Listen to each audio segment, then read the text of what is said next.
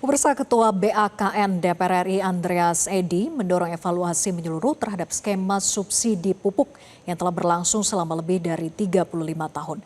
Ia menyebut skema Cost Plus yang selama ini digunakan dinilai inefisiensi dalam mekanisme subsidi.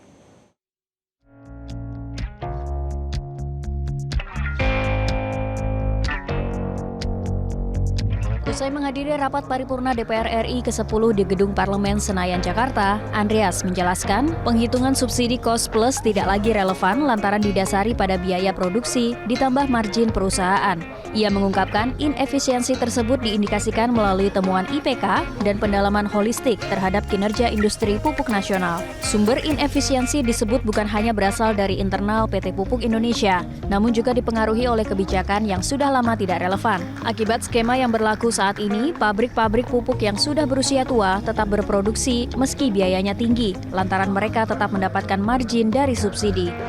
Pabrik-pabrik pupuk yang kita miliki itu usianya tua-tua, sehingga kan ini tidak efisien. Karena kenapa pabrik-pabrik pupuk tidak bisa berinvestasi, yang penting dia melakukan produksi, berapapun biayanya, kemudian dapat menerima margin.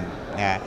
Atas dasar itu maka kita ingin ini dilakukan evaluasi skema ini, sehingga salah satu skema yang bisa dilakukan adalah misalkan dengan mekanisme perubahan menjadi dibandingkan dengan harga pasar.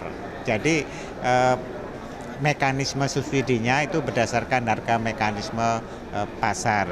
Andreas Edi mendorong perubahan ke skema subsidi berbasis harga pasar agar produksi dapat dialihkan ke pabrik-pabrik yang lebih modern dan efisien. Selain itu, ia mengusulkan sebagian subsidi dialokasikan untuk investasi pembaruan pabrik agar biaya produksi menurun. Lewat skema baru ini, harga eceran pupuk ditargetkan dapat turun setidaknya 20% sehingga petani bisa mendapatkan pupuk dengan harga yang lebih terjangkau. Di sisi lain, ia juga menekankan perlu adanya perbaikan mekanisme pembiayaan, termasuk penanganan biaya bunga di awal untuk mendukung efisiensi industri. Menurutnya, perubahan ini membutuhkan koordinasi antar kementerian, mulai dari Kementan, Kemenq, BUMN, hingga Pupuk Indonesia. Ia menegaskan salah satu langkah pentingnya adalah validasi data ERDKK yang selama ini menjadi dasar penetapan kebutuhan pupuk bagi petani penerima subsidi. Data tersebut belum pernah divalidasi secara independen dan pemerintah mengusulkan Badan Pengawas Keuangan dan Pembangunan untuk memastikan keakuratannya. Jadi kita menginginkan bahwa salah satu untuk subsidi ini tepat sasaran itu adalah data awal dari yang disebut dengan IRDKK. Ini adalah data tentang kebutuhan pupuk oleh petani yang memenuhi syarat. Nah, data ini belum pernah divalidasi secara independen, karena kita mengusulkan supaya dilakukan validasi misalkan oleh BPKP.